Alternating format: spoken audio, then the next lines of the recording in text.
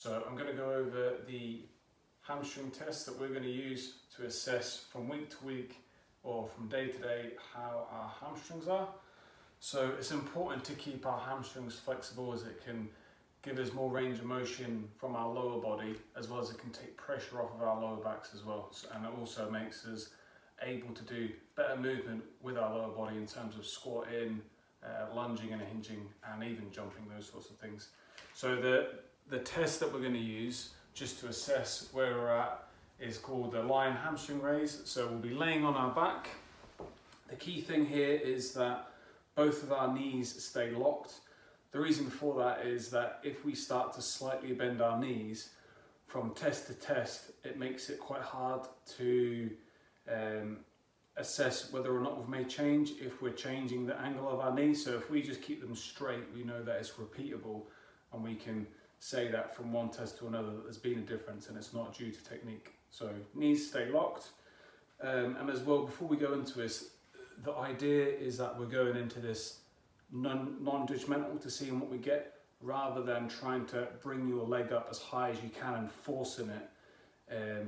That's not really like the best mobility. If you can get into that position, great, but you've really had to force it. What I'd rather see is you be able to lift your leg and it to be in a pass mark. So the position looks like this. So you're laying on your back, both of the knees stay locked. So imagine you're trying to push your feet down as far as you can.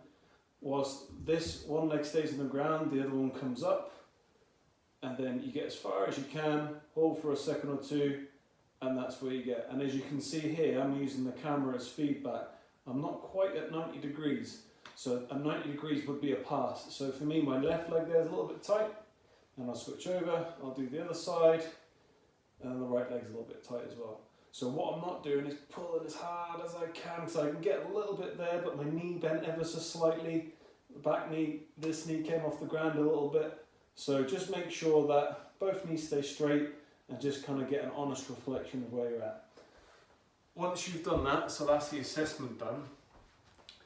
And if they're feeling pretty tight, what we can do to help to stretch them out is a bit of stretching. The stretch that we're going to use, okay, you can use something to help you lean on. I'm using a foam roller here. I'll move this side so we can see. So it's going to be in this split position. So we're making sure that our hips are straight and we're turning into it. So you should feel it in the back of the leg here. So from this position here, I'm going to push my heel down to the ground, so my hamstring is going to be working, and I should also push so that I should feel my bum working. I'm going to push hard for 10 seconds, and then I'm going to relax. And I'm going to keep my chest tall. I'm going to pick up a bit more slack.